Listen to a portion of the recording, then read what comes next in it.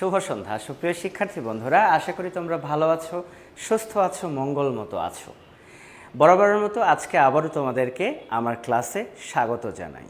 সুপ্রিয় শিক্ষার্থী বন্ধুরা, তোমরা অবহিত আছো আমরা বাংলাদেশ বিষয়াবলী লেকচার 2-এ আছি। আর লেকচার 2-এর আজকে তৃতীয় এবং শেষ খণ্ড নিয়ে আমরা আলোচনা করব। এখন প্রশ্ন উঠে আসলো, লেকচার 2-এ আমরা কি পড়ছিলাম? সুপ্রিয় শিক্ষার্থী বন্ধুরা, লেকচার 2-এ আমরা পড়ছি বাংলার মধ্যযুগের ইতিহাস, এবং বাংলার মধ্যযুগের ইতিহাস পড়ছি 1204 থেকে 1757 খ্রিস্টাব্দ পর্যন্ত, অর্থাৎ বখতিয়ার খলজি যখন বাংলা জয় করেছিলেন তখন থেকে পলাশী যুদ্ধ পর্যন্ত। তো গত ক্লাসে আমরা কি পড়েছি একটু ঝটপট আমরা দেখে নেই। যদি ঝটপট দেখে নিতে পারি তাহলে আজকের ক্লাসে তোমাদের একটা পূর্ণাঙ্গ আনন্দ মজা আসবে।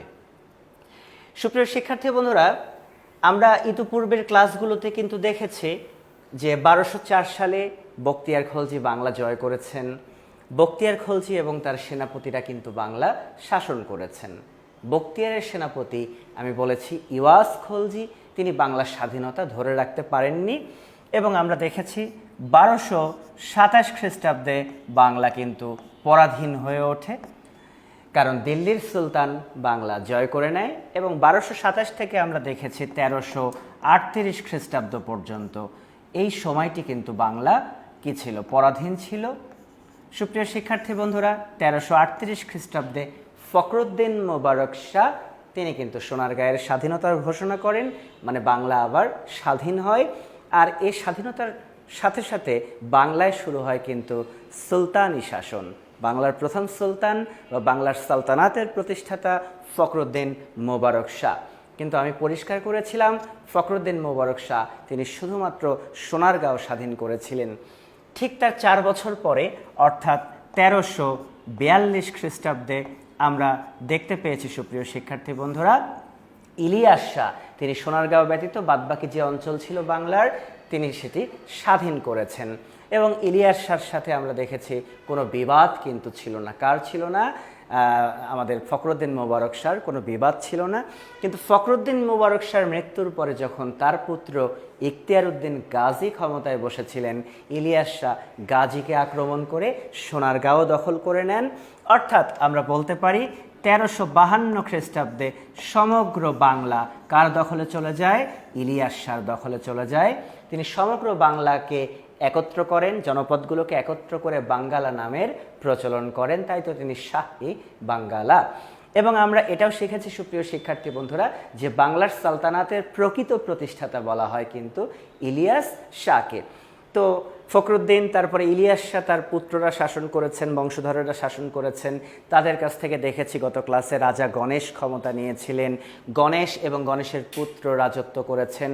তারপরে কিন্তু সুপ্রিয় শিক্ষার্থী বন্ধুরা আবার পুনরায় ইলিয়াস শাহী বংশ প্রতিষ্ঠা হয়েছিল, কিন্তু সেখানে তাদের উল্লেখযোগ্য তেমন কোনো কর্ম ছিল না।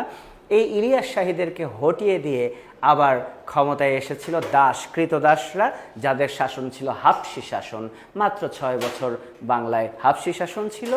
হাবশিদের অবসান ঘটিয়ে আমরা দেখেছিলাম যে আমাদের বাংলার সালতানাতের শ্রেষ্ঠ সুলতান, নিশ্চিত তোমাদের কিন্তু মনে রয়েছে সেই নামটা, আমি নয় মনে নাই করিয়ে দিলাম, তোমরা নিশ্চিত জানো যে আলাউদ্দিন হোসেন শাহ। সেই আলাউদ্দিন হোসেন শাহ তিনি কি করেছিলেন? সমগ্র হাবশিদেরকে হটিয়ে দিয়ে তিনি বাংলায় হোসেন শাহী বংশ কায়েম করেছিলেন। বাংলার শ্রেষ্ঠ সুলতান কিন্তু আলাউদ্দিন হোসেন শাহ। তিনি গৌড়ের ছোট সোনা মসজিদ বানিয়েছিলেন। তাছাড়া হিন্দুদের একজন অবতার শ্রী চৈতন্য দেবেরও তিনি পৃষ্ঠপোষকতা করেছেন। গত ক্লাসে তার কিন্তু অনেকগুলো উপাধি খেতাব আমরা দেখেছি।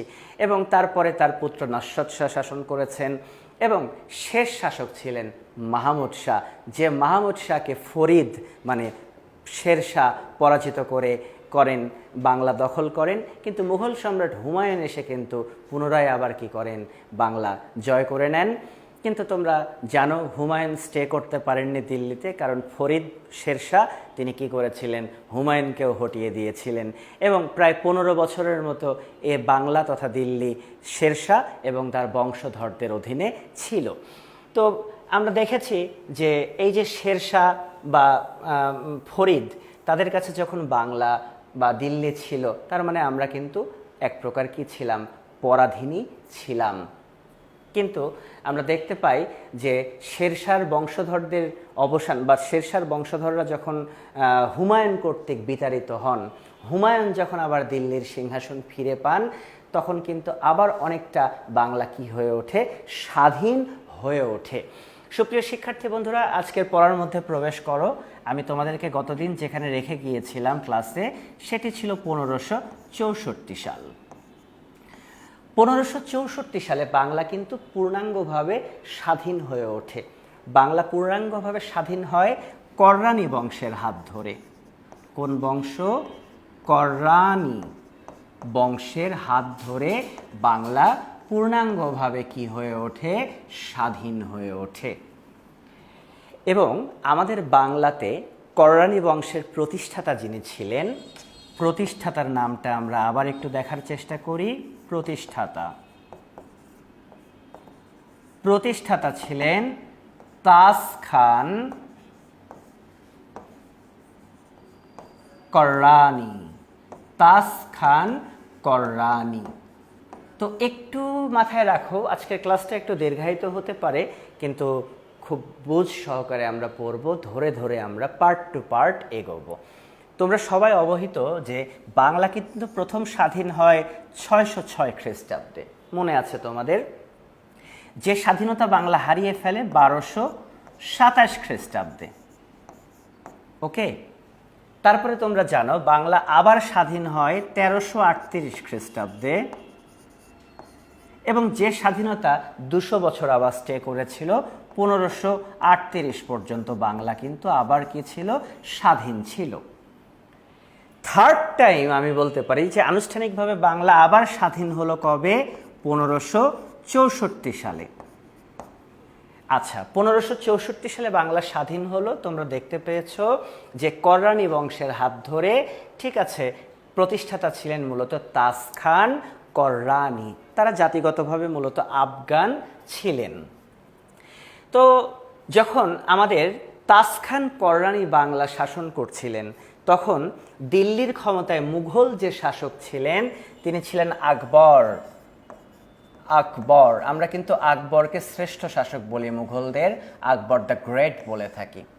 তোমরা গত ক্লাসে দেখেছিলা যে আকবর দিল্লির সিংহাসনে বসেছিলেন মাত্র 13 বছর কয়েক মাস বয়সে, মানে একজন নাবালক সম্রাট হিসেবে তিনি কিন্তু ক্ষমতায় বসেছিলেন। এবং আমরা একটা জিনিস লক্ষ্য করে দেখি যে হুমায়ুন যেমন কাকতালীয়ভাবে বাংলা জয় করেছিলেন, বাংলার নাম জান্নাতাবাদ রেখেছিলেন, বা এখানে বিলাস বসনে নিমগ্ন ছিলেন হুমায়ুন, ঠিক আছে, ফলে তিনি কিন্তু বাংলা তো হারান তার দিল্লিও হারিয়ে ফেলেন, 15 বছর পথে পথে ঘোরেন, কারণ শেরশাহ বা তার বংশধরেরা শাসন করেন প্রায় 15 বছর। কিন্তু যখন মুঘলেরা আবার দিল্লি ফিরে পান, দিল্লি ফিরে পাওয়ার পরে মুঘল সম্রাট আকবর যেহেতু নাবালক সম্রাট, তিনি কিন্তু বাংলার দিকে নজর দেননি, নজর দেওয়ার প্রশ্ন ওঠে না। বরং আমরা লক্ষ্য করে দেখি, ইতিহাস ঘেঁটে দেখি, এই যে তাস খান কররানী, তাস খান কররানীর সাথে কিন্তু আকবরের সুসম্পর্ক ছিল। অর্থাৎ তাস খান কররানী কখনোই আকবরকে কি করেননি, নাড়তে যাননি, মানে যে খাঁটি বাংলায় বলে না লারা দেয়, লারা কিন্তু দেয়নি। ফলে আকবর দিল্লি শাসন করছেন, নো প্রবলেম, তাস খান কররানী বাংলা শাসন করছেন, কোনো সমস্যা নেই। তো তাস খান কররানীর মৃত্যুর পরে ক্ষমতায় বসেছিলেন এই বাংলায় তার ছোট ভাই, তার ছোট ভাইয়ের নাম ছিল সুলাইমান। সুলাইমান খান কররানী। সুলাইমান খান কররানী। সুপ্রিয় শিক্ষার্থী বন্ধুরা, তাস খান বিচক্ষণ শাসক ছিলেন, একইভাবে সুলাইমান খান কররানী তার ছোট ভাই, তিনিও বিচক্ষণ এবং দক্ষ শাসক ছিলেন। দক্ষ হাতে তিনি বাংলাকে শাসন করেছেন। এমনকি আকবরের সাথে সুলাইমান খান কররানীরও ভালো সম্পর্ক ছিল। আকবরের সাথে সুলাইমান খান কররানীরও কি ছিল? ভালো সম্পর্ক ছিল। কিন্তু সুপ্রিয় শিক্ষার্থী বন্ধুরা, সুলাইমান খান কররানীর মৃত্যুর পরে ক্ষমতায় বসেছিলেন তার পুত্র সুলকানি। গা সুলকায়, দেখো না বাজারে মলম বিক্রি করে, দাউদ একজিমা সুলকানি খাজরা পসরা। তো আসলে সুলাইমান খান কররানীর পুত্র ছিলেন দাউদ খান কররানী। দাউদ মানে কি? সুলকানি, একজিমা, দাউদ, ঠিক আছে? দাউদ খান কররানী। তাহলে লক্ষ্য করে দেখো যে কররানী বংশের শাসন স্বাধীনভাবে চলছে বাংলায়। প্রতিষ্ঠাতা বলেছি তাজ খান কররানী, মোস্ট ওয়েলকাম। তারপরে বলেছি তাজ খানের মৃত্যুর পরে তার ছোট ভাই সুলাইমান খান কররানী শাসন করেছেন, ভালো, কোনো সমস্যা নেই। কিন্তু সুলাইমানের পুত্র দাউদ খান কররানী যখন বাংলার ক্ষমতায় বসেন, তিনি ছিলেন অপরিণামদর্শী, অযোগ্য শাসক। তিনি দাউদ সুলকানি, দেখো না সুলকানি যখন ওঠে কোনো কিছু মানে না, খালি সুলকাতেই ইচ্ছা করে। তো same to same Daud Khan Karrani, সে যখন বাংলার ক্ষমতায় বসেন, অপরিণামদর্শী শাসক, সে ধরাকে সরাজ্ঞান করেন না।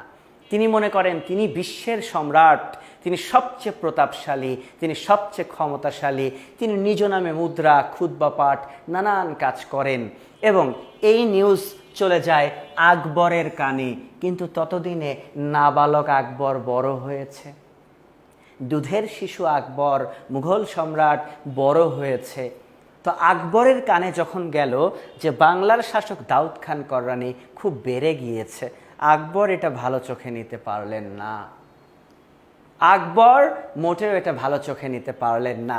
অথচ এই দাউদের বাবা বা দাউদের বড় চাচা, তাদের সাথে কিন্তু আকবরের সুসম্পর্ক ছিল।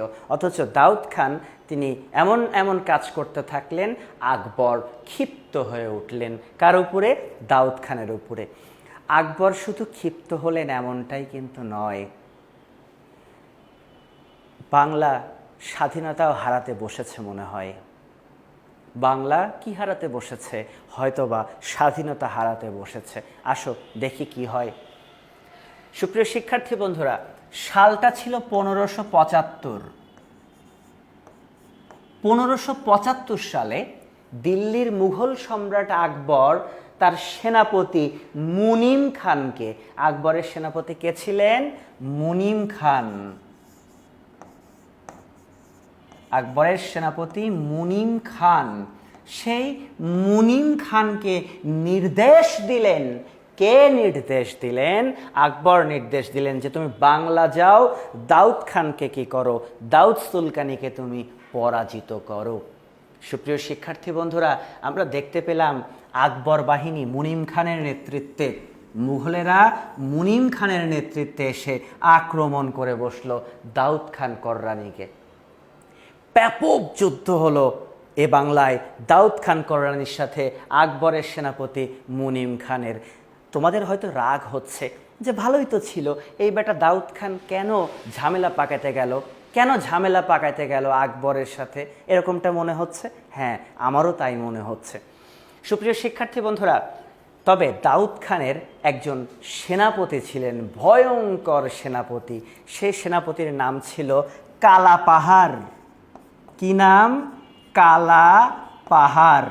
একেবারে পাহাড়ের মতোই লম্বা চওড়া, মোটা কাটা, ওরমই নাকি কালা পাহাড়। এই কালা পাহাড় কিন্তু সুলাইমান খান কররানীরও সেনাপতি ছিলেন। তার মৃত্যুর পরে যখন দাউদ খান ক্ষমতায় বসেছেন, সেই দাউদ খানেরও কিন্তু সেনাপতি কালা পাহাড়। ভয়ঙ্কর যোদ্ধা ছিলেন, ব্যাপক যুদ্ধ হলো, কিন্তু কোনো লাভ হলো না। মুঘলদের সাথে দাউদ খান কররানী পেরে উঠলেন না। তিনি মানে কি বলবো, স্বেচ্ছায় আপোষ করে নিলেন। ওকে, স্বেচ্ছায় কি করে নিলেন? আপোষ করে নিলেন। এবং আমরা দেখতে পেলাম 1575 সালে এই দাউদ খান কররানীর সাথে মুনিম খানের একটা চুক্তি হলো, যে সন্ধিকে বলা হয় কটকের সন্ধি।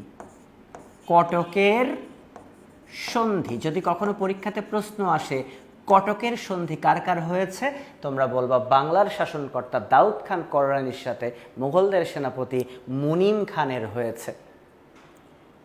কার হয়েছে? মুনিম খানের হয়েছে। তাহলে মুনিম খান কাকে পরাজিত করেছে? দাউদ খানকে। কিন্তু কপাল আমাদের ভালো। এখন তোমরা বলবা কি করে ভালো স্যার? আসলে সে সময় বাংলায় ভয়ঙ্কর প্লেগের মহামারী দেখা দেয়। তোমরা তো জানো ইঁদুর থেকে প্লেগ রোগ হয়। সে সময় বাংলায় প্লেগের উৎপাত হয়, প্রচুর মানুষ মারা যেতে থাকে প্লেগে আক্রান্ত হয়ে। ভয়ঙ্কর হলেও সত্য, মুনিম খানও মারা যান প্লেগ রোগে। মুনিম খানও প্লেগ রোগে আক্রান্ত হয়ে মারা যান। মুনিম খান যখন মারা যান বা এই প্লেগের ভয়ে মুঘলরা যখন বাংলা ত্যাগ করতে থাকেন, তখন দাউদ খান কররানী আবার সর্বে সর্বা হয়ে ওঠেন। হো হো, খেলা জমেছে, প্লেগ আমাকে কি করেছে, বাঁচিয়েছে। তাহলে দাউদ খান আবার সর্বে সর্বা হয়ে ওঠে এবং মুঘলরা কিন্তু হটে যায় এই প্লেগ রোগের কারণে। এবং বিশেষ করে মুনিম খান কি হন, তিনিও প্লেগ রোগে আক্রান্ত হয়ে মারা যান। তাহলে মুনিম খান মারা গেলেন, কটকের সন্ধি কি হলো, ডিসমিস হয়ে গেল। সর্বে সর্বা হয়ে উঠলেন কে, সর্বে সর্বা হয়ে উঠলেন আবার দাউদ খান কররানী। কিন্তু সুপ্রিয় শিক্ষার্থী বন্ধুরা, আকবর এই বিষয়টাকে ভালো চোখে নিতে পারলেন না। আকবর মোটেও এই বিষয়টাকে কি করতে পারলেন না, ভালো চোখে নিতে পারলেন না। আকবর পুনরায় 1575-এর পরের বছর কত হয় আমরা বলবো, কানার ভাই অন্ধও জানে। 1575-এর পরের বছর হয় 1576। 1576 সালে আকবর কি করলেন, তিনি তার আরেক সেনাপতিকে নির্দেশ দিলেন। তার আরেক সেনাপতির নাম ছিল খানজাহান হোসেন কুলি খান। হোসেন কুলি খান, খানজাহান হোসেন কুলি খান। কারণ তোমরা জানো 1575-এ একবার যুদ্ধ হয় মুঘলদের সাথে সুলকানির, সুলকানি করছে কেন, দাউদ খান কররানীর। সে সুলকানি কিন্তু যুদ্ধে হেরে যায়, কটকের সন্ধিও হয়। ঠিক আছে, কটকের কি হয়েছিল, কটকের সন্ধিও হয়। কিন্তু বাংলায় প্লেগ রোগ ছড়িয়ে পড়ে। তৎকালীন যিনি সেনাপতি ছিলেন মুঘলদের মুনিম খান, তিনিও মারা যান এবং দাউদ খান কররানী সর্বে সর্বা হয়ে ওঠেন। কিন্তু 1576-এ আকবর তিনি তার আরেক সেনাপতি হোসেন কুলি খানকে নির্দেশ দেন, যাও, কই যাও, বাংলায় যাও, দাউদ সুলকানিকে সুলকে দিয়ে আসো। যথারীতি হোসেন কুলি খান তিনি আবার মুঘল সৈন্যদেরকে নিয়ে বাংলায় আসেন। আবার যুদ্ধ হয়, ব্যাপক যুদ্ধ হয় মুঘল বাহিনীর সাথে আমাদের দাউদ খান কররানীর। এবং সে যুদ্ধে এই 1576 সালের এই যুদ্ধকে বলা হয় রাজমহলের যুদ্ধ। কি যুদ্ধ? রাজমহলের যুদ্ধ। কত সময় পরীক্ষাতে এই প্রশ্নটি এসেছে, রাজমহলের যুদ্ধ কত সালে হয়েছে? আমরা বলে থাকি রাজমহলের যুদ্ধ হয়েছে 1576 সালে। যদি কখনো পরীক্ষাতে প্রশ্ন আসে রাজমহলের যুদ্ধ কত সালে হয়েছে, 1576 সালে। রাজমহলের যুদ্ধে চূড়ান্তভাবে পরাজিত হয়েছেন দাউদ খান কররানী। সুপ্রিয় শিক্ষার্থী বন্ধুরা, কার কাছে পরাজিত হলেন? খানজাহান হোসেন কুলি খানের কাছে। শেষ। তোমরা দেখেছ 1564 সালে এই কররানী বংশের দ্বারা বাংলা স্বাধীন হয়েছিল। কিন্তু সুপ্রিয় শিক্ষার্থী বন্ধুরা, 1576 সালে মাত্র কয়েক বছরের মাথায় বাংলা আবার পরাধীন হয়ে ওঠে, পরাধীন হয়ে যায়, বাংলা চলে যায় দিল্লির অধীনে। তাহলে মুঘল সম্রাট আকবর বাংলা জয় করেছেন কত সালে? আমরা বলবো 1576 সালে। আকবর কোন যুদ্ধ দ্বারা বাংলা জয় করেছেন? আমরা বলবো রাজমহলের যুদ্ধ দ্বারা আকবর কি করেছেন? বাংলা জয় করেছেন। কাকে দ্বারা জয় করেছেন? খানজাহান হোসেন কুলি খানের দ্বারা। তাহলে বাংলা স্বাধীনতা হারিয়ে ফেলল 1576 সালে। তোমরা এই জায়গাটাকে স্ক্রিনশট দিয়ে রাখো, তোমাদের পড়তে বুঝতে সুবিধা হবে। তোমরা লক্ষ্য করে দেখো বাংলা কখন কখন স্বাধীন ছিল, সেই স্বাধীনতার একটা তালিকা ছক আমি কিন্তু দিয়ে দিয়েছি। ওকে, আবার পরাধীনতার ইতিহাস শুরু হলো আমাদের। তোমাদেরকে বলে রাখি আগে থেকে, বাংলা পরাধীন হয়ে গেল আবার কবে? 1576 সালে। মুঘল সম্রাট আকবর বাংলা জয় করলেন দাউদ খান কররানীকে পরাজিত করে। ভাবতে অবাক লাগবে, 1576 থেকে 1717 সাল পর্যন্ত 1576 থেকে 1717 সাল পর্যন্ত বাংলা পরাধীন ছিল। যোগ বিয়োগ করলে প্রায় 141 বছর হওয়ার কথা। প্রায় 141 বছরের মতো সময় বাংলা কি ছিল? পরাধীন ছিল। কার অধীনে ছিল? মুঘলদের অধীনে ছিল। আকবর বাংলা জয় করে বাংলার নাম রাখেন সুবা। কি? সুবা। সুবা বাংলা। অনেকে আবার নায়িকা সুবার কথা ভাবতে পারো, ওই যে আমাদের একজন ক্রিকেটার নাসির ছিলেন, সেই নাসিরের প্রিয়তমা মানে প্রেমিকা, প্রেয়সী ছিলেন সুবা। তো এই সেই সুবা না, আকবর বাংলার নাম রাখেন সুবা বাংলা। তো আকবর নিশ্চিত দিল্লি থেকে এসে বাংলা শাসন করবেন না, তাই কি না? আকবর কি দিল্লির সিংহাসন ছেড়ে এসে বাংলা শাসন করবেন না? আকবর বাংলা জয় করে কি করলেন জানো? তিনি তার দূত নিযুক্ত করলেন বাংলায়, যে আমার একজন প্রতিনিধি এখন বাংলায় থাকবে, সে আমার হয়ে বাংলা শাসন করবে। এবং আকবরের সেই দূতের নাম বা উপাধি দেওয়া হলো সুবাদার। কি দেওয়া হলো? সুবাদার।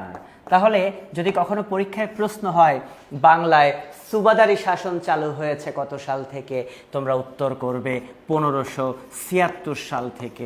কারণ আকবর যখন বাংলা জয় করেছেন তখন থেকে বাংলায় চালু হয়েছে সুবাদারি শাসন। তাহলে বাংলায় সুবাদারি শাসনের প্রতিষ্ঠাতা মুঘল সম্রাট আকবর। সুবা বাংলার শাসনকর্তাকেই বলা হতো সুবাদার। মনে থাকবে, সুবা বাংলার শাসনকর্তাকে বলা হতো সুবাদার। এবং আকবর কর্তৃক নিযুক্ত প্রথম সুবাদারের নাম, যিনি প্রথম সুবাদার হলেন, প্রথম সুবাদারের নাম ছিল রাজা মানসিংহ। মানসিংহ। তাহলে আমরা মাথায় রাখবো যে আকবর প্রথম যে সুবাদার নিযুক্ত করলেন 1576 সালে, তার নামটি হচ্ছে রাজা মানসিংহ। খুব ইম্পর্টেন্ট যে প্রথম সুবাদারকে মানসিংহ। যদি পরীক্ষায় আসে সুবাদারি শাসন চালু হলো কত সালে, বলবো 1576 সালে।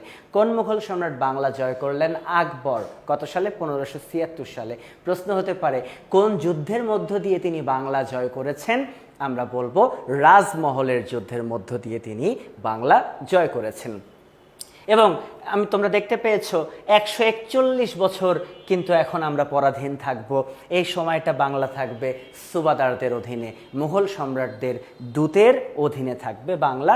প্রথম সুবাদার দেখেছো কিন্তু রাজা মানসিংহ।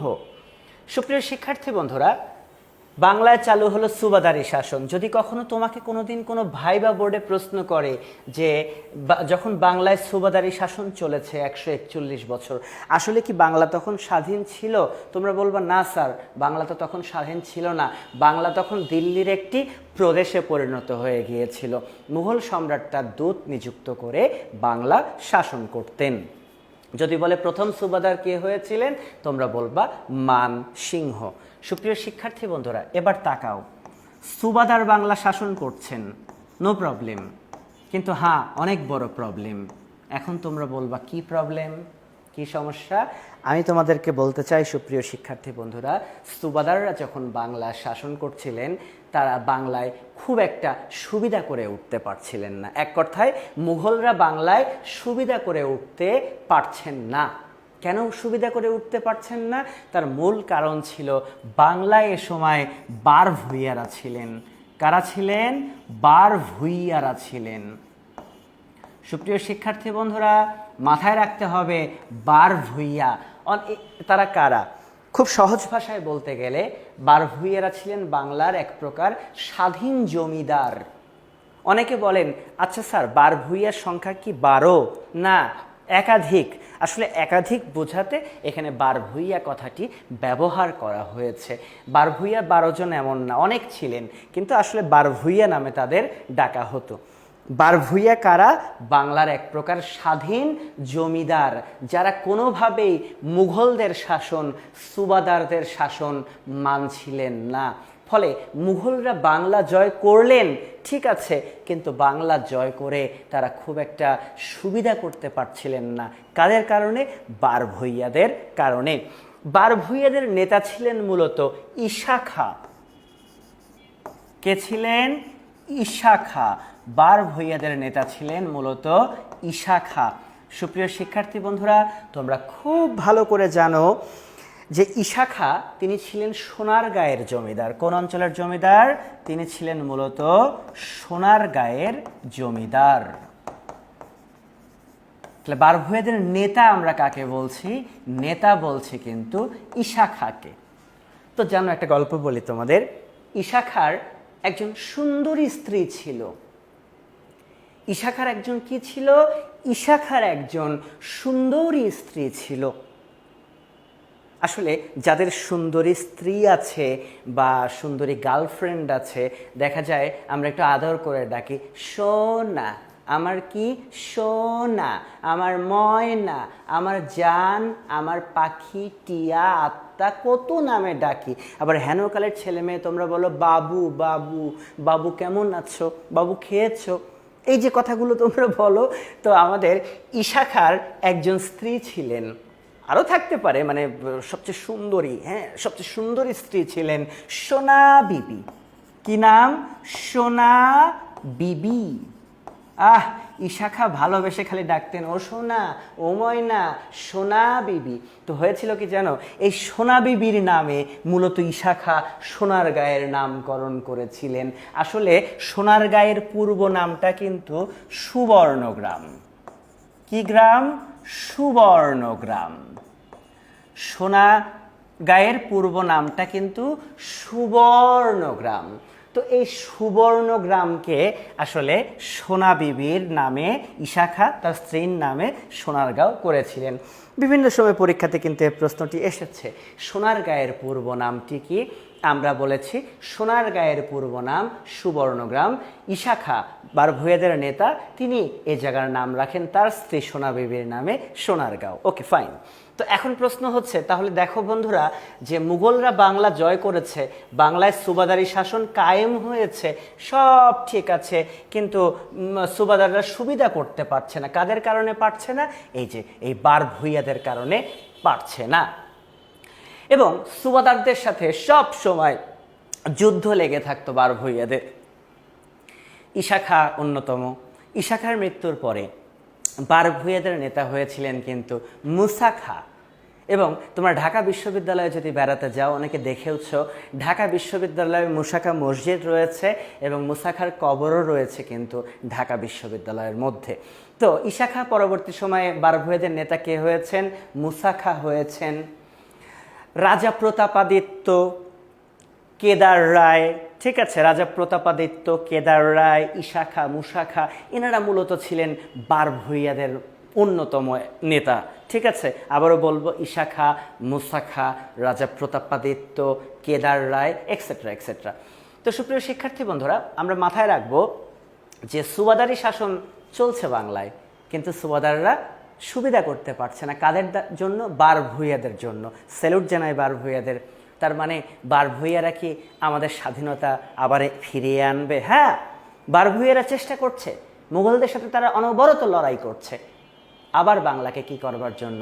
স্বাধীন করবার জন্য। কিন্তু সব সমস্যার মূলে থাকে নারীরা। সব সমস্যার মূলে কারা থাকে? নারীরা থাকে। কি হলো দেখো, 1605 সালে মারা গেলেন আকবর। কে মারা গেলেন? মারা গেলেন আকবর। আকবরের মৃত্যুর পরে ক্ষমতায় বসে দিল্লিতে তার প্রেমিক পুত্র, ওকে বলা তো ঠিক না, ওনার প্রেমিক পুত্র, ওনার প্রেমিক পুত্রের নাম ছিল জাহাঙ্গীর। জাহাঙ্গীর। তাহলে আকবরের মৃত্যুর পরে দিল্লির সিংহাসনে বসেন কে? সম্রাট জাহাঙ্গীর। আর জাহাঙ্গীর সিংহাসনে বসে তার দৃষ্টি পড়ে বাংলার দিকে, এবং জাহাঙ্গীর তার সেনাপতি, জাহাঙ্গীরের সেনাপতি ছিলেন ইসলাম খান। কি নাম? ইসলাম খান। জাহাঙ্গীর তার সেনাপতি ইসলাম খানকে নির্দেশ দেয়, ইসলাম খাঁ তুমি বাংলা যাও। জি হুজুর। তুমি বাংলা যাও, তুমি বাংলা গিয়ে বার ভূঁইয়াদের তুমি কি করো? দমন করো, বেশি বেড়ে গিয়েছে। তাহলে দেখো, আকবর যতদিন জীবিত ছিলেন আকবর কিন্তু এই বাংলায় শাসন করেছেন। তাহলে সুপ্রিয় শিক্ষার্থী বন্ধুরা, জাহাঙ্গীর ক্ষমতায় বসে তিনি তার দূত ইসলাম খাঁকে নির্দেশ দিল যে তুমি কি করো, বাংলা যাও, বার ভূঁইয়াদের দমন করো। কিন্তু জাহাঙ্গীরের পিতা আকবর কিন্তু বার ভূঁইয়াদের দমন করতে পারেনি। তো জাহাঙ্গীরের কেন এত ক্ষোভ বার ভূঁইয়াদের প্রতি? আমার কাছে একটা গবেষণালব্ধ বিষয় মনে হয়, আমি তোমাদের সাথে একটু শেয়ার করি।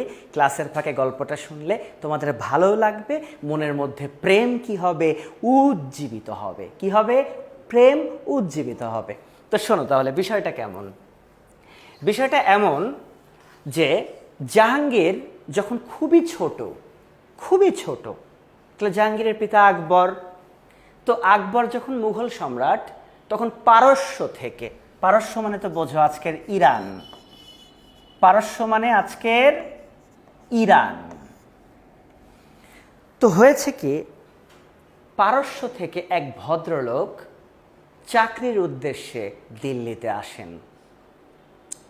আর পারস্য থেকে ভদ্রলোক যখন দিল্লিতে আসেন, সাথে কিন্তু তার স্ত্রী বাচ্চাকে নিয়ে আসেন। আর পারস্যের সেই ভদ্রলোকের ফুটফুটে একটা কন্যা সন্তান ছিল। তোমরা জানো, খুব ভালো করে জানো যে আসলে পারস্য, ইরানিরা কত সুন্দর। এই যে বর্তমানে আলী খামেনিকে তোমরা দেখছো, কি সুন্দর টকটকা, টোকা মারলে মনে হবে রক্ত বাড়ায়, এত সুন্দর পারস্যের মানুষ, আর্য জাতি ওনারা। তো যখন পারস্য থেকে তিনি দিল্লিতে আসেন, আকবরের কাছে আসেন, তখন আকবর তাকে চাকরি দেন। বাহ, দুধে ভাত, আর কি সমস্যা? মুঘলদের কাছে চাকরি পেয়েছে মানে সরকারি চাকরি লাভ, আর কি লাগে? তো আমি বলেছি পারস্যের সেই ভদ্রলোকের ফুটফুটে একটা কন্যা সন্তান ছিল। সেই কন্যা সন্তানও ডে বাই ডে বড় হচ্ছে, বেড়ে উঠছে, এদিকে বেড়ে উঠছে আকবরের পুত্র জাহাঙ্গীর, ডাকনাম সেলিম। তো তোমরা তো জানো, যখন একই পাড়ার মধ্যে সুন্দরী মেয়ে থাকে, বিকেলবেলা একটু বাইরে বেরোয়, তখন দেখা যায় ছেলেরাও বাইরে বেরোয়, মানে একটু চোখাচোখি হয়, একটু লাজুক ভাব, মানে কথা বলার মতো একটা ইচ্ছা, বাট বলা যায় না, একটা মানে কেমন কেমন একটা ভাব, কিন্তু আলাদা একটা ফিল কাজ করে মনের মধ্যে। মানে উঠতি বয়স, বোঝো তো, যেমন আমি মনে করি আমার বয়স 18, সবে প্রেমের বয়স, বুঝতে পেরেছ? আমারও কিন্তু মানে যখন সুন্দরী মেয়ে আসলো সামনে দেখছি, একটা কিন্তু আলাদা ফিল কাজ করে, ও মাই গড। তো আসলে ওরকম ফিল কাজ করেছে এই জাহাঙ্গীরের। হয়তো প্রতিদিন বিকেলে বাইরে বেরোতো, আর প্রতিদিন এই মেয়েটাও, পারস্যের মেয়েটাও বাইরে বেরোতো, দেখতো। এই দেখতে দেখতে ইষ্টগুলো মানে প্রেম হয়ে যায় দুজনের মধ্যে। জাহাঙ্গীরের সাথে প্রেম হয় এই পারস্যের এই মেয়েটির। আর পারস্যের সেই মেয়েটির নাম ছিল মেহেরুন্নেসা।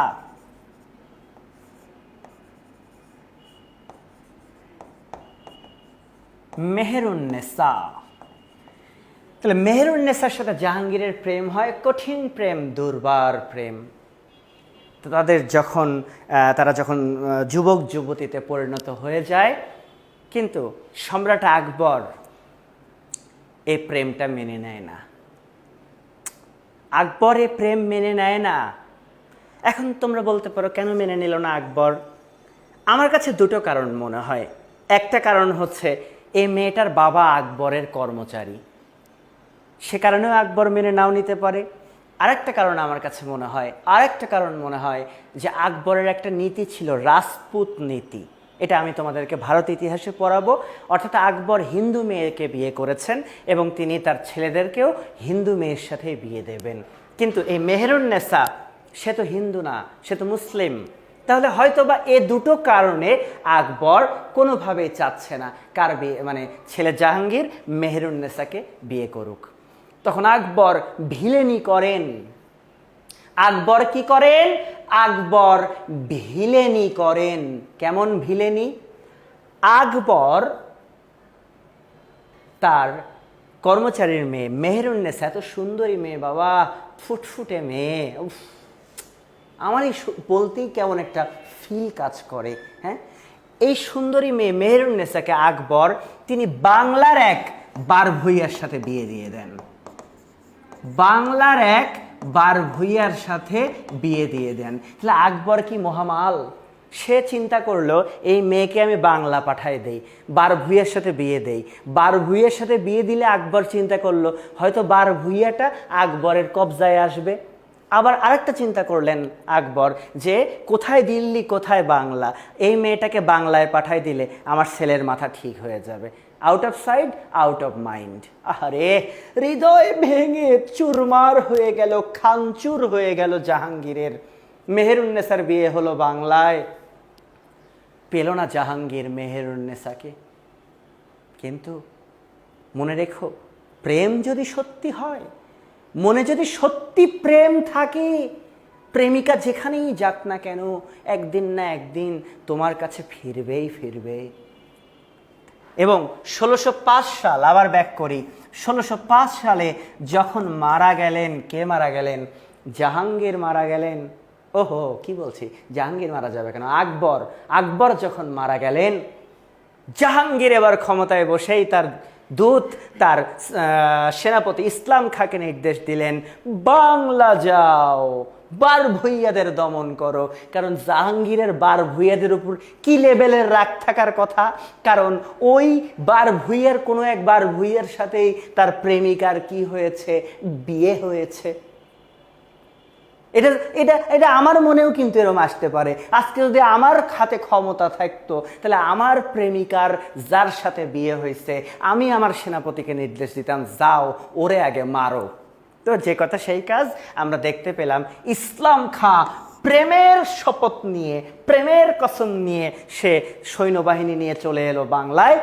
এবং বাংলায় আসার পরে ব্যাপক যুদ্ধ হলো বার ভূঁইয়াদের সাথে। এবং ইসলাম খাঁ প্রথম যে বার ভূঁইয়াকে মারে, হত্যা করে, সে ছিল এই মেহেরুন্নেসার স্বামী। কট অ্যান্ড বোল্ড, মেহেরুন্নেসার স্বামী মেরে ফেলেছে। ভাগ্যিস তখন মোবাইলের যুগ নাই, ইন্টারনেটের যুগ নাই। মারা মাত্র আগে জাহাঙ্গীর এক ফোন দিত, স্যার মারা দিছি। কারে মারছো? স্যার আপনার প্রেমিকার তারে। ও সেই, কিন্তু তখন তো আর তা ছিল না। এবং সুপ্রিয় শিক্ষার্থী বন্ধুরা, মেহেরুন্নেসার স্বামী মারা যায়, মেহেরুন্নেসা বিধবা হয়ে যায়। ততদিনে তার একটা বড় মেয়েও হয়ে গিয়েছে, হোক না, ব্যাপার না, সমস্যা নাই। মেহেরুন্নেসা কি করবে? বিধবা, সে তার মেয়েকে নিয়ে আবার ফিরে যায় দিল্লিতে, বাবার বাড়িতে। জাহাঙ্গীর হয়তো মনে মনে ভাবছিল, এটাই তো চাচ্ছিলাম, ফিরে এসেছে, আবার ফিরে এসেছে। তো যে কথা সেই কাজ। ইসলাম খান সে কি করেছে? সে সকল বার ভূঁইয়াদের দমন করে ফেলেছে। যখন আমরা বাংলার মানুষ স্বপ্ন দেখছিলাম যে বার ভূঁইয়াদের দ্বারা আমরা স্বাধীন হব, সে স্বপ্ন ধূলিসাৎ করে দিলেন ইসলাম খান। তিনি কি করলেন? তিনি বার ভূঁইয়াদের দমন করে ফেললেন। সুপ্রিয় শিক্ষার্থী বন্ধুরা, তাহলে লক্ষ্য করে দেখো, এখানেও কিন্তু কোনো নারীর হাত আছে। এই সুন্দরী মেহেরুন্নেসার কারণে আমরা স্বপ্ন দেখেছিলাম স্বাধীন হব, কিন্তু হতে পারলাম না। যাই হোক, আমরা দেখলাম বাংলা যে বার ভূঁইয়াদের দাপট ছিল, সে দাপট চিরতরে নিঃশেষ করে দিলেন সম্রাট জাহাঙ্গীরের দূত সেনাপতি ইসলাম খান। এবং তিনিও কিন্তু বাংলার সুবাদার হলেন। ইসলাম খানও বাংলার কি হলেন? সুবাদার হলেন। কারণ জাহাঙ্গীর তো এখন লালে লাল শাহজালাল। কেন লালে লাল শাহজালাল? তার কারণ জাহাঙ্গীর কি হয়েছে, সে তো তার প্রেমিকাকে পেয়ে গিয়েছে। এখানে আগাম কথা বলে রাখি, ভারত ইতিহাসে পড়াবো। জাহাঙ্গীর মেহেরুন্নেসা যখন বিধবা হয়, ফিরে যায় দিল্লিতে।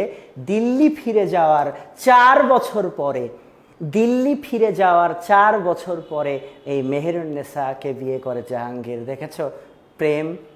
4 বছর পরে মেহেরুন্নেসাকে কিন্তু জাহাঙ্গীর বিয়ে করে। তাই সত্যি সত্যি কাউকে যদি চাও, জাহাঙ্গীরের মতো ক্যারেক্টার বানাও, যে তোর যতবারই বিয়ে হোক না কেন, তোরে আমি লেবো, কেউ ঠেকাতে পারবি না। এবং সত্যি দেখো, জাহাঙ্গীর বিয়ে করেই ছাড়ে মেহেরুন্নেসাকে। এবং বিয়ে করে জাহাঙ্গীর মেহেরুন্নেসার নাম দেয় নূরজাহান, নূরের আলো, পৃথিবীর আলো। ওয়াও, মেহেরুন্নেসার নাম পরে কি হয়? নূরজাহান। তো সুপ্রিয় শিক্ষার্থী বন্ধুরা, আমরা লক্ষ্য করে দেখলাম ১৬০৮ সালের মধ্যে বাংলা থেকে বার ভূঁইয়াদের বিতাড়িত করে ফেললেন মুঘলেরা, মুঘল সুবাদাররা। এবং ইসলাম খাঁ কিন্তু অনেক সময় পরীক্ষাতে প্রশ্ন এসেছে যে বারভূইয়াদের দমন করেছেন কে? আমরা বলবো ইসলাম খাঁ, সুবাদার ইসলাম খাঁ। এবার যদি প্রশ্ন করে কোন মুঘল সম্রাট বারভূইয়াদের দমন করেছেন, তখন বলবো সম্রাট জাহাঙ্গীর। সুপ্রিয় শিক্ষার্থী বন্ধুরা, ইসলাম খাঁ তিনি গুরুত্বপূর্ণ কয়েকটি কাজ করেছেন। প্রথম কাজ তো তোমরা জানলাই যে তিনি কি করেছেন, বারভূইয়াদের কি করেছেন, দমন করেছেন। তার আরেকটি গুরুত্বপূর্ণ কাজের মধ্যে আমি বলতে চাই 1610 সালে এই ইসলাম খাঁ তিনি ঢাকাকে বানালেন রাজধানী। তিনি কাকে রাজধানী বানালেন? তিনি ঢাকাকে বানালেন রাজধানী। ঢাকা প্রথম বাংলার রাজধানী হলো 1610 সালে। ঢাকা প্রথম জীবনে, আজকে তোমাদের রাজধানী আমাদের রাজধানী মানে ঢাকা না, তো ঢাকা জীবনের প্রথম রাজধানী হয়েছে 1610 সালে। এবং এই রাজধানীটা কে বানিয়েছেন? ইসলাম খাঁ বানিয়েছেন। তিনি কার সুবাদার ছিলেন? তিনি জাহাঙ্গীরের দূত বা সুবাদার ছিলেন। এবং ইসলাম খাঁ তিনি ঢাকার নাম পাল্টে দিলেন, পাল্টে দিয়ে তার সম্রাটের নামে করলেন জাহাঙ্গীরনগর। তার সম্রাটের নামে কি করলেন? জাহাঙ্গীরনগর। তাহলে সুপ্রিয় শিক্ষার্থী বন্ধুরা, ঢাকার নাম জাহাঙ্গীরনগর কে রেখেছেন?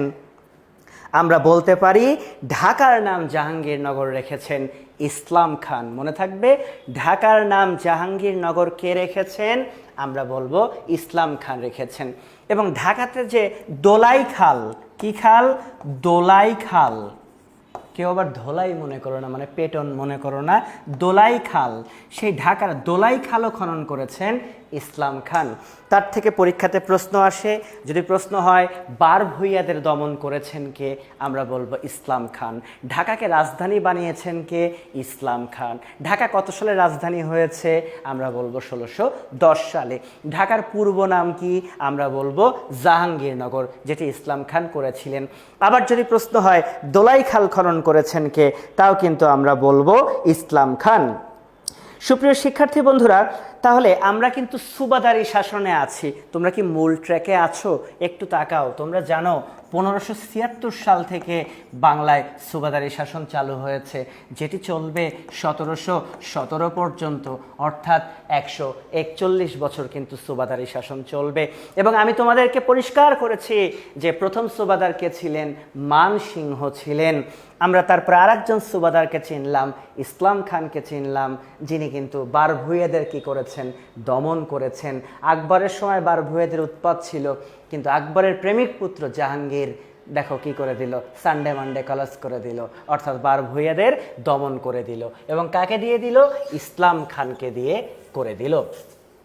সুপ্রিয় শিক্ষার্থী বন্ধুরা, আমরা খুব বেশি না, আমরা এই 141 বছর যে সুবাদারি শাসন, এই 141 বছরের মধ্যে জাস্ট 5 জন সুবাদার সম্পর্কে আমরা ধারণা নিব। এবং ইনশাল্লাহ আমরা পরীক্ষাতে এই 5 জন সুবাদার থেকেই কিন্তু প্রশ্ন কমন পাবো। তো আমরা অলরেডি 2 জন সুবাদারকে চিনেছি, যে প্রথম সুবাদার মানসিংহ, তারপরে আমরা দেখেছি ইসলাম খান। এইবার আমি চলে যেতে চাই আরেকটা সুবাদার শাহ সুজা। আরেকজন সুবাদারের নামে চলে যেতে চাই, শাহ সুজা। সুপ্রিয় শিক্ষার্থী বন্ধুরা, নিশ্চিত তোমাদের মনে আছে সুবাদাররা কোথা থেকে আসতেন? মুঘল সম্রাটরা তাদের একজন দূত পাঠাতেন। আসলে সম্রাটের আত্মীয়, ছেলে, ভাই ভাগনা, চাচা মামা, এরকম মানুষকে সুবাদার করে কি করতেন? পাঠাতেন। দেখো না, বর্তমান সময়ে বাংলাদেশের ক্ষমতায় শীর্ষে যারা থাকে তারা কি করেন? তাদের আত্মীয় স্বজনকে বিভিন্ন গুরুত্বপূর্ণ পদে বসান। তেমনি মুঘলরাও কি করেছে? এ বাংলার সুবাদার করে পাঠিয়েছে তাদেরই পুত্রকে বা আত্মীয়কে। তো শাহ সুজা তিনি গুরুত্বপূর্ণ আরেকজন সুবাদার ছিলেন। শাহ সুজা কি করেছিলেন শুনবা? এই শাহ সুজা, এই সুবাদার বিনা শুল্কে ইংরেজদের এদেশে বাণিজ্য করার অনুমতি দিয়েছিলেন। কতবার পরীক্ষাতে এসেছে, জব সলিউশন ঘাটও পাবে যে কোন মুঘল সুবাদার বা বাংলার কোন সুবাদার ইংরেজদেরকে বিনা শুল্কে এদেশে বাণিজ্য করার সুযোগ করে দিয়েছিল? তোমরা বলবা শাহ সুজা। তাছাড়া ঢাকাতে যে ছোট কাটরা রয়েছে, ছোট কাটরা, মাথায় রাখতে হবে ঢাকাতে যে ছোট কাটরা রয়েছে একটা স্থাপত্য, মুঘল স্থাপত্য, তোমাদের মনে রাখতে হবে, সরি আমি একটু ভুল করে ফেলেছি, ছোট কেন বলছি, বড় কাটরা, দুঃখিত সুপ্রিয় শিক্ষার্থী বন্ধুরা, ঢাকাতে যে বড় কাটরা একটা মুঘল স্থাপত্য নিদর্শন রয়েছে বড় কাটরা, সেই বড় কাটরাও নির্মাণ করেছেন কিন্তু শাহ সুজা। তাহলে শাহ সুজার দুটো তথ্য তোমরা মনে রাখবা। এক নাম্বার বলেছি বড় কাটরা তিনি নির্মাণ করেছেন, এটি মুঘল স্থাপত্য ঢাকাতে রয়েছে। আরেকটি বলেছি তিনি কিন্তু কি করেছেন, তিনি ইংরেজদেরকে এদেশে বিনা শুল্কে বাণিজ্য করবার অনুমতি দিয়েছেন। তাহলে তিনটা সুবাদার কিন্তু অলরেডি আমরা শিখলাম। প্রথম সুবাদার মানসিংহ, একজন সুবাদার শিখলাম ইসলাম খাঁ, যিনি 12 ভূঁইয়াদের দমন করেছেন, আরও অনেক কাজ করেছেন। এবার আমরা 4 নাম্বার আরেকটি সুবাদার সম্পর্কে আমরা ধারণা নিব, মীর জুমলা। মীর জুমলা, সুপ্রিয় শিক্ষার্থী বন্ধুরা তোমরা মনে রেখো মীর জুমলা তিনিও ছিলেন একজন সুবাদার। তার সবচেয়ে উল্লেখযোগ্য কাজ ছিল তিনি এই অঞ্চলে সুবাদারি করতে করতে তিনি আসাম যুদ্ধ করেছিলেন। কি যুদ্ধ করেছিলেন? আসাম যুদ্ধ করেছিলেন এবং আসাম জয় করেছিলেন। প্রশ্ন হতে পারে কোন মুঘল সুবাদার আসাম জয় করেছেন? তোমরা বলবা যে মীর জুমলা। এছাড়া সুপ্রিয় শিক্ষার্থী বন্ধুরা এখনো একটি তথ্য মনে রাখবা, ঢাকা গেট। ঢাকা গেট পরীক্ষা অনেকবার প্রশ্ন এসেছে যে এই যে ঢাকা গেট, এই ঢাকা গেটকে নির্মাণ করেছেন, আমরা বলে থাকি ঢাকা গেট নির্মাণ করেছেন মীর জুমলা। তাহলে মীর জুমলা সম্পর্কে আমরা কি জানতে পারছি? আমরা জানতে পারছি তিনি আসাম জয় করেছেন, তিনি ঢাকা গেট কি করেছেন, নির্মাণ করেছেন। তাছাড়া ওসমানী উদ্যানে একটি কামান সংরক্ষিত ছিল। একটি কি সংরক্ষিত ছিল? একটি যুদ্ধ করার কামান সংরক্ষিত ছিল। ওই কামানটি কিন্তু মীর জুমলারই ছিল এবং তিনি আসাম যুদ্ধে ওই কামানটি কি করেছেন? ব্যবহার করেছেন। তাহলে ওসমানী উদ্যানে যে একসময় আমরা দেখেছি একটা কামান সংরক্ষিত ছিল, সেই কামানটি কোন যুদ্ধে ব্যবহার হয়েছে এটিও প্রশ্ন এসেছে। সেটি ব্যবহার হয়েছে আসাম যুদ্ধে। কোন সুবাদার ব্যবহার করেছিলেন? মীর জুমলা। ঢাকা গেটের নির্মাতাকে, এটা যে কতবার এসছে ভালো করে জব সলিউশন দেখে আমার জানায়ও। এই ঢাকা গেট নির্মাণ করেছেন কে? মীর জুমলা। সুপ্রিয় শিক্ষার্থী বন্ধুরা আমরা কিন্তু অলরেডি 4 জন সুবাদার শিখে ফেলেছি। আবারও বলি, প্রথম কে? রাজা মানসিংহ। আমরা তারপরে ইসলাম খাঁ সম্পর্কে ধারণা নিয়েছি, আমরা ধারণা নিয়েছি তারপরে শাহ সুজা সম্পর্কে, আমরা ধারণা নিলাম মীর জুমলা সম্পর্কে। আসলে 141 বছরে অসংখ্য সুবাদার এসেছেন, কিন্তু সব আমাদের দরকার নেই। আমরা 5 জন সুবাদার সম্পর্কে জানব। লাস্ট আর একজন সুবাদার আমরা জানব, তিনি অত্যন্ত গুরুত্বপূর্ণ একজন ব্যক্তিত্ব, যার আমলে কিনা টাকায় 8 মণ চাল পাওয়া যেত। যার আমলে টাকায় 8 মণ চাল পাওয়া যেত, তিনি আর কেউ নন, তিনি ছিলেন শায়েস্তা খান। কি নাম? তিনি শায়েস্তা খান। সুপ্রিয় শিক্ষার্থী বন্ধুরা যদি কখনো পরীক্ষায় প্রশ্ন আসে টাকায় 1 টাকায় 8 মণ চাল, ভাগ্যিস এখন পাওয়া যায় না, তাহলে ঘরে ঘরে ডায়াবেটিস হইতো, কি ভাত খাইতাম আমরা রে ভাই, কবজি ডুবায় খেতাম। তো যাই হোক, টাকায় 8 মণ চাল পাওয়া গেছে শায়েস্তা খানের আমলে। তো শায়েস্তা খান সম্পর্কে তোমাদের আমি যে ধারণাটা দেই, একটু ঠান্ডা মাথায় শোনো এবং এদিকে তাকাও। সুপ্রিয় শিক্ষার্থী বন্ধুরা, শায়েস্তা খান যখন বাংলার সুবাদার, তখন মুঘল সম্রাট ছিলেন আওরঙ্গজেব। তখন মুঘল সম্রাট কে ছিলেন? আওরঙ্গজেব ছিলেন। মনে রেখো, শায়েস্তা খান যখন বাংলার সুবাদার, তখন মুঘল সম্রাট কে ছিলেন? আওরঙ্গজেব ছিলেন। এবং শায়েস্তা খান কিন্তু বাস্তব জীবনে আওরঙ্গজেবের মামা ছিল। আমি একটু আগেই বলেছি যে মুঘল সম্রাটেরা তাদের নিকট আত্মীয়কেই কি করেছেন? বাংলার সুবাদার করে পাঠিয়েছেন। তো শায়েস্তা খান, তার সম্পর্কে প্রথম যে কথাটা তোমাদেরকে আমি বলতে চাই, শায়েস্তা খানের আমলে প্রথম তিনি চট্টগ্রাম বিজয় করেন। কি বিজয় করেন? তার মানে চট্টগ্রাম মুসলিম শাসনের আওতায় আসে কার আমলে? আমরা বলতে পারি যে শায়েস্তা খানের আমলে। এবং আমরা এটাও বলতে পারি যে শায়েস্তা খান তিনি চট্টগ্রামের নাম রেখেছিলেন ইসলামাবাদ। কতবার যে পরীক্ষাতে প্রশ্নটা এসেছে, চট্টগ্রামের পূর্ব নাম কি? ইসলামাবাদ। আজকে পাকিস্তানের ইসলামাবাদ আছে, তবে আমাদের চট্টগ্রামের পূর্ব নাম ইসলামাবাদ। এবং এই নামটা কে রেখেছিলেন? শায়েস্তা খান। তার মানে তিনি কিন্তু চট্টগ্রাম কি করেছিলেন? জয় করেছিলেন। কোন মুঘল সুবাদার চট্টগ্রাম জয় করেছেন? আমরা বলবো শায়েস্তা খান। কারণ চট্টগ্রাম কিন্তু একসময় আরাকানের অংশ ছিল। ঠিক আছে, চট্টগ্রাম একসময় আরাকান রাজার অধীনে ছিল। সেই আরাকান রাজার কাছ থেকে চট্টগ্রামকে ছিনিয়ে আনেন কে? শায়েস্তা খান। এবং তিনি চট্টগ্রামের নাম রেখেছিলেন ইসলামাবাদ। তো জানো বন্ধুরা, এই শায়েস্তা খানের সুন্দরী মেয়ে ছিল, সুন্দরী মেয়ের নাম পরী বিবি। পরী বিবি। এখন অনেকেই পরী বিবি বলতে আবার পরীমণির কথা মনে করতে পারে। বাংলাদেশের গ্ল্যামারাস নায়িকা পরীমণি না, পরীমণি না।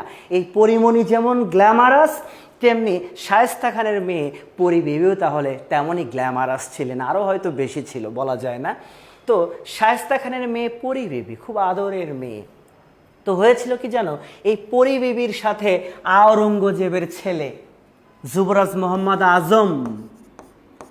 মোহাম্মদ আজমের বিয়ে হয়। ব্যাপারটা একটু কেমন হয়ে গেল ভেবে দেখো তো, যে শায়েস্তা খানের মানে আওরঙ্গজেবের মামা শায়েস্তা খান, তাহলে আওরঙ্গজেবের ছেলে শায়েস্তা খানকে কি বলবে? নানা বলবে। তাহলে ব্যাপারটা এমন হয়ে গেল যে আজম কি করলো? পরী বিবি বিয়ে করলো। তার মানে আজম কিন্তু খালাক বিয়ে করলো। যাই হোক, সেটা কিভাবে হয়েছে সেটা বিষয় না, বিয়ে করেছে তো, এটাই বড় ব্যাপার। তাহলে আমরা বলতে পারি শায়েস্তা খানের মেয়ে পরী বিবি বিয়ে হলো আওরঙ্গজেবের ছেলে যুবরাজ মোহাম্মদ আজমের সাথে। ওয়াও, দারুণ। এবার কি হলো, আজম পরী বিবিকে নিয়ে ঢাকায় বেড়াতে এলেন। কারণ যেহেতু পরী বিবির বাবা বাংলার সুবাদার, ঢাকাতেই থাকেন শায়েস্তা খান। ঢাকা বেড়াতে এসে এত ভালো লাগলো আজমের, বুড়িগঙ্গা নদী সংলগ্ন, আজমের এত ভালো লাগলো যে আজম একটি দুর্গ নির্মাণ শুরু করলেন। দুর্গ নির্মাণ শুরু করলেন, যে দুর্গকে বলা হয় লালবাগ দুর্গ, বা অনেক সময় লালবাগ কেল্লাও বলা হয়। যাই হোক, লালবাগ দুর্গ বা লালবাগ কেল্লা একই কথা। এটা নির্মাণ শুরু করলেন যুবরাজ মোহাম্মদ আজম। কার পুত্র? মুঘল সম্রাট আওরঙ্গজেবের পুত্র, পরী বিবির স্বামী। তাহলে আজমের শ্বশুরকে শায়েস্তা খান। কিন্তু বন্ধুরা, হঠাৎ করে পরী বিবি অসুস্থ হন এবং পরী বিবি মারা যান। কে মারা গেল? পরী বিবি মারা গেল। পরী বিবি যখন মারা যান, আজমের মন ভেঙে যায়, তার মন চূর্ণ বিচূর্ণ হয়ে যায়। আজম এ দুর্গ আর নির্মাণ করেন না, আজম ফিরে চলে যান দিল্লিতে। কিন্তু পরী বিবির বাবা শায়েস্তা খান সে কি করেন? সে এই লালবাগ দুর্গ নির্মাণ কাজ শেষ করে দেন। তাই তো পরীক্ষার যদি প্রশ্ন হয় লালবাগ দুর্গ নির্মাণ শুরু করেন কে, তখন তুমি বলবা যুবরাজ আজম। আর যদি বলে লালবাগ দুর্গ নির্মাণ করেন কে, তখন তুমি বলবা শায়েস্তা খান। তাহলে নির্মাণ শুরু করেন কে, প্রশ্ন বুঝবা। দেখো, রাস্তার দেয়ালে লেখা থাকে এখানে প্রস্রাব করিবেন, না করিলে 50 টাকা জরিমানা। তো বিষয়টা ওরমই, প্রশ্ন বুঝে উত্তর করতে হবে। লালবাগ দুর্গ নির্মাণ শুরু করেন কে, তখন তুমি বলতে পারো যুবরাজ আজম। আর যদি প্রশ্ন করে লালবাগ দুর্গ নির্মাণ করেছেন কে, তখন তুমি বলো শায়েস্তা খান। এবং তোমরা অনেকেই হয়তো লালবাগ দুর্গে বেড়াতে গিয়েছো, দেখেছো, এবং আমিও গিয়েছি, দেখেছি। সেই লালবাগ দুর্গের মধ্যে এখনও শায়িত রয়েছেন কে? রয়েছেন পরী বিবি। মানে পরী বিবির মাজার বা পরী বিবির কবর রয়েছে এই লালবাগ দুর্গের মধ্যে, আজও শায়িত রয়েছেন তিনি। এবং কষ্ট লাগে পরী বিবি, এত সুন্দরী মেয়ে, বাবা ছিল একজন সুবাদার মুঘলদের, তার স্বামী ছিল একজন মুঘল রাজপুত্র, কিন্তু কপালে সুখ সইল না, আল্লাহ তার জীবন কেড়ে নিলেন। সুপ্রিয় শিক্ষার্থী বন্ধুরা, এই জন্য পরী বিবির একটা দুঃখ তো থাকেই, কষ্ট তো থাকেই। তো পরী বিবির একটা আসল নাম আছে, আমরা হয়তো তাকে বলছি পরী বিবি। যেমন আমাদের পরীমণি, নায়িকা পরীমণির কিন্তু পরীমণি নাম না, তার শামসুন নাহার নাকি একটা নাম আছে। তো একইভাবে আমি তোমাদের বলতে চাই যে এই পরী বিবিরও একটা আসল নাম আছে। আর পরী বিবির আসল নামটি হচ্ছে ইরান দুখত। মনে রাখতে হবে পরিবিবির আসল নামটি হচ্ছে ইরান দুখত। এটিও বিভিন্ন সময় পরীক্ষাতে কিন্তু এসেছে যে পরিবিবির আসল নাম কি, আমরা বলবো ইরান দুখত। তাহলে আমরা সুবাদার শায়েস্তা খানে রয়েছি। মৌখিক একটা কথা শোনো, যতজন সুবাদার এ বাংলাকে শাসন করেছেন সবচেয়ে বেশি দিন প্রায় 22 বছর শাসন করেছেন 2 টার্মে এই শায়েস্তা খান। তার মানে সুবাদারি শাসনের ইতিহাসে সবচেয়ে বেশি দিন শাসন করেছেন কোন সুবাদার, আমরা বলবো শায়েস্তা খান। এবং তার উল্লেখযোগ্য আরেকটা কীর্তি ছিল, সেটি হচ্ছে ছোট কাটরা নির্মাণ। কি নির্মাণ? ছোট কাটরা নির্মাণ। তোমরা আজকের ক্লাসের শুরুতে কিন্তু পড়েছ একটা বড় কাটরা, ওটা নির্মাণ করেছিলেন সুবাদার, নিশ্চিত তোমাদের মনে আছে, আমারই কেন মাথায় কাজ করছে না, শাহ সুজা নিশ্চিত মনে পড়েছে যে বড় কাটরা নির্মাণ করেছিলেন সুবাদারকে শাহ সুজা, আর ছোট কাটরা নির্মাণ করেছেন কিন্তু শায়েস্তা খান, যিনি বাংলার ইতিহাসে বা মুঘলদের ইতিহাসে সবচেয়ে বেশি দিন এই অঞ্চলের সুবাদার ছিলেন। তাহলে সুপ্রিয় শিক্ষার্থী বন্ধুরা, আশা করি তোমরা এই 5 জন সুবাদারকে নিয়ে ধারণা রাখবে এবং দেখবে পরীক্ষাতে এই 5 জন সুবাদারের বাহির থেকে কোনো প্রশ্ন কিন্তু হবে না। তাহলে আবারও 5 জন সুবাদার বলি। প্রথম সুবাদার মানসিংহ, সেকেন্ড আমি ইসলাম খাঁ পড়িয়েছি, থার্ড আমি শাহ সুজা পড়িয়েছি, ফোর্থ আমি মীর জুমলা পড়িয়েছি যে আসাম যুদ্ধ করেছেন, ফিফথ আমি পড়ালাম তোমাদের শায়েস্তা খান, পরিবেবির বাবা, আজমের শ্বশুর, যার আমলে টাকায় 8 মণ চাল পাওয়া গিয়েছে, যিনি চট্টগ্রাম জয় করে চট্টগ্রামের নাম ইসলামাবাদ রেখেছেন, যিনি ঢাকায় মুঘল স্থাপত্য ছোট কাটরা কি করেছেন নির্মাণ। তাহলে বড় কাটরা করেছেন সুজা, বড় সুজা, ছোট শায়েস্তা, ছোট শায়েস্তা, বড় সুজা, এভাবে নাচতে নাচতে পড়বা। হ্যাঁ, বড় সুজা, ছোট শায়েস্তা, ছোট শায়েস্তা, বড় সুজা, দেখবা মাথায় কি হবে, গেঁথে যাবে। আর মাথায় গাঁথবে না কেন? মাথায় নাই তখনই গাঁথে না যখন মাথার মধ্যে তোমার সোনা ময়না টিয়া পাখি ঘোরে। সমস্যা কোথায়? পড়তে বসলেই ফোন আসে, টুকুস টুকুস টুকুস, হ্যাঁ কি হলো, ফোন আসছে, পড়তে বসলেই ফোন আসে। যখন পড়তে বসলে ফোন আসে, মেসেজ আসে, নাও ঠেলা, সব শেষ হয়ে যায়। তো একটু পড়ার সময় সব কিছুকে দূরে রেখে চুপচাপ পড়বে, দেখবে একদম পারফেক্ট, কোনো সমস্যা নাই। তো সুপ্রিয় শিক্ষার্থী বন্ধুরা, চলে আসো সেই মহেন্দ্রক্ষণ 1717 সাল। 1717 সাল, তোমরা জানো সুবাদারি শাসন শুরু হয়েছিল 1576 সালে।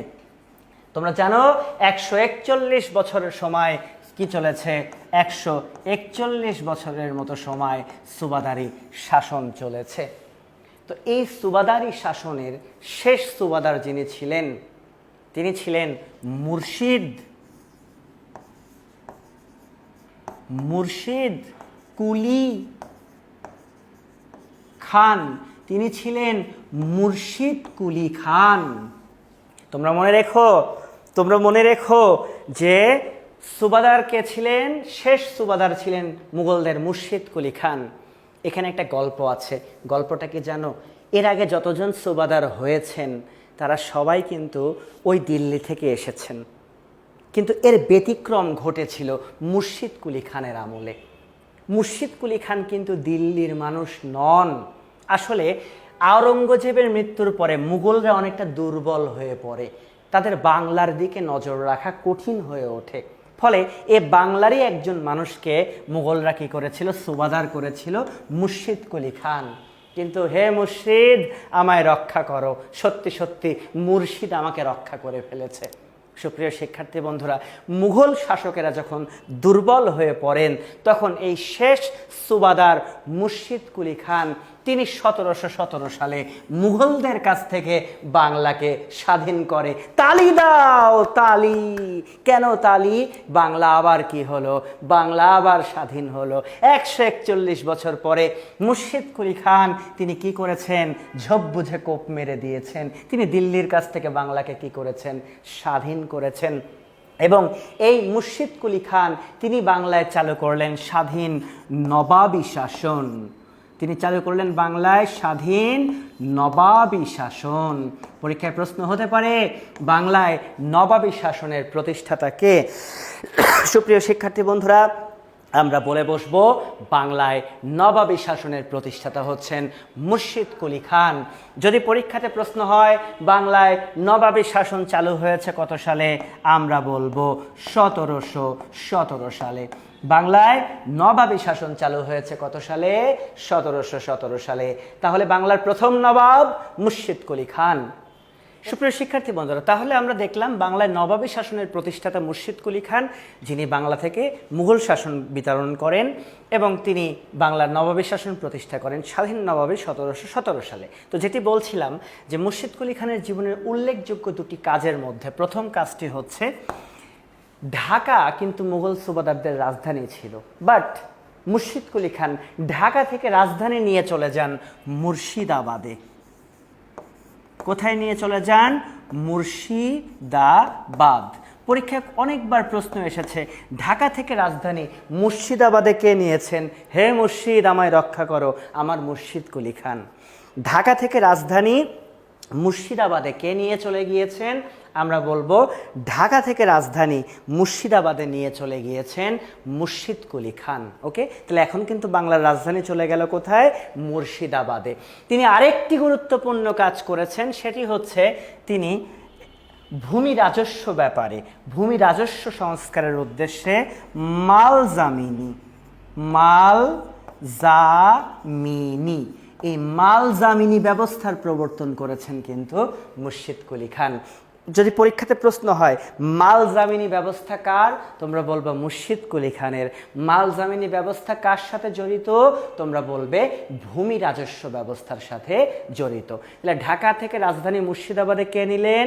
বাংলার প্রথম নবাব মুর্শিদ কুলি খান নিলেন। যদি পরীক্ষাতে প্রশ্ন হয় মালজামিনী ব্যবস্থার প্রবর্তক কে, তোমরা বলবে মুর্শিদ কুলি খান। সুপ্রিয় শিক্ষার্থী বন্ধুরা, তাহলে বাংলা কিন্তু স্বাধীন হয়েছে। কি আনন্দ আকাশে বাতাসে, তাই কিনা? তোমরা একটা গান গেয়ে ফেলো, কি আনন্দ আকাশে বাতাসে। তো তাহলে প্রথম নবাবী শাসন চালু হয়েছে বাংলায়, নবাবী শাসন। তাহলে প্রথম নবাব আমরা বলেছি প্রথমকে বলবা মুর্শিদ কুলি খান। মুর্শিদ, আর মুর্শিদ তিনি শাসন করেছেন 1717 থেকে তোমরা বলবা 1729 পর্যন্ত। 1717 থেকে মুর্শিদ কুলি খান শাসন করেছেন প্রায় 1727 পর্যন্ত, প্রায় 10 বছরের মতো। তাহলে মুর্শিদ কুলি খান 1717 থেকে শাসন করেছেন 1727। এবার দ্বিতীয় নবাব, বাংলার দ্বিতীয় নবাব যিনি হয়েছিলেন তিনি মুর্শিদ কুলি খানের মেয়ের জামাই। মুর্শিদ কুলি খানের কে? মেয়ের জামাই। তার নাম ছিল সুজা-উদ্দিন খান। সুজা-উদ্দিন খান শাসন করেছেন 1727 থেকে 1739 পর্যন্ত। বাংলার দ্বিতীয় নবাব, তার তেমন কোনো ভূমিকা কৃতিত্ব ছিল না। মুর্শিদ কুলির মেয়ের জামাই ছিলেন সুজা-উদ্দিন খান। বাংলার তৃতীয় নবাব, মনে রাখতে হবে, বাংলার তৃতীয় নবাব হয়েছিলেন সরফরাজ খান। সুপ্রিয় শিক্ষার্থী বন্ধুরা, এই মুর্শিদ কুলি খানের নাতি এবং সুজা-উদ্দিনের ছেলে সরফরাজ খান। একটা কথা এখানে একটু বলে না নিলে ভালো লাগবে না। মুর্শিদ কুলি মৃত্যুর সময় ঘোষণা করেছিলেন তার নাতি সরফরাজই বসবেন সিংহাসনে, কিন্তু মুর্শিদের মৃত্যুর পরে সরফরাজকে বসতে দেয়নি তার বাবা সুজা-উদ্দিন খান। বলে, এ বেটা থাম, তোর তো বয়স কম, আমার শ্বশুরের সিংহাসন, আমি একটু বসি, আমার পরে তুই বসিস। কারণ বাপ কইছে ছাওয়ালার কি করবে, বসার কথা সরফরাজের, কিন্তু বসে সরফরাজের বাবা, এবং তার বাবা সুজা-উদ্দিনের মৃত্যু হলে তখন বসেন সরফরাজ। আর সরফরাজ ক্ষমতায় বসেন 1739-এ, তবে 1740-এ সরফরাজকে হত্যা করা হয়। আর সরফরাজকে হত্যা করেছিলেন তাদেরই একজন ঊর্ধ্বতন কর্মচারী বা কর্মকর্তা আলী বর্দী খান। তাহলে সুপ্রিয় শিক্ষার্থী বন্ধুরা, সরফরাজের কপালটা কত খারাপ, মাত্র 1 বছর শাসন করে তাকে হত্যা করেন তাদেরই একজন উচ্চ কর্মচারী আলীবর্দী খান। এবং এই আলীবর্দী খান নামটা কমন পড়ছে না? এ পাগলা, আমাকে নবাব সিরাজউদ্দৌলার নানা আলীবর্দী। এই আলীবর্দী কি করেন? সরফরাজকে হত্যা করে বাংলার চতুর্থ নবাব হন। চতুর্থ নবাব কে হন? আলীবর্দী হন। মাথায় রাখতে হবে সুপ্রিয় শিক্ষার্থী বন্ধুরা, ইসরে মুর্শিদের প্রিয় নাতি সরফরাজকে হত্যা করে কে? এই আলীবর্দী, করে নবাব হন। অপরাধ পাপ কখনো কাউকে ছাড়ে না। শুনতে খারাপ লাগবে, তারপরেও বলবো, এই আলীবর্দীর প্রিয় নাতি সিরাজ, তাকেও তার মাত্র শাসনের 1 বছরের মাথায় তাকেও কিন্তু ছলচাতুরি করা হয়, পলাশী যুদ্ধের মাধ্যমে তাকেও কিন্তু শেষ করা হয়। তাহলে দেখো, মুর্শিদের প্রিয় নাতি সরফরাজকে হত্যা করেছিল আলীবর্দী, করে নবাব হয়। এই আলীবর্দীর নাতির কপালেও কিন্তু একই ঘটনা ফিরে আসে, তার নাতি কিন্তু সিরাজউদ্দৌলা। তাহলে আলীবর্দী খান ক্ষমতায় বসেন 1740 সালে। আর আলীবর্দী, তাহলে নবাবী শাসনের প্রতিষ্ঠাতা কিন্তু মুর্শিদ, তার মেয়ের জামাই, তারপরে তার নাতি, কিন্তু এই ধারাবাহিকতা ক্রস করে আলীবর্দী। আলীবর্দী তাদেরই কর্মচারী ছিলেন, কিন্তু ঝোপ বুঝে কোপ মেরে দেন। আর এই কোপ মারার মধ্য দিয়ে আমি শেষ করছি লেকচার 2।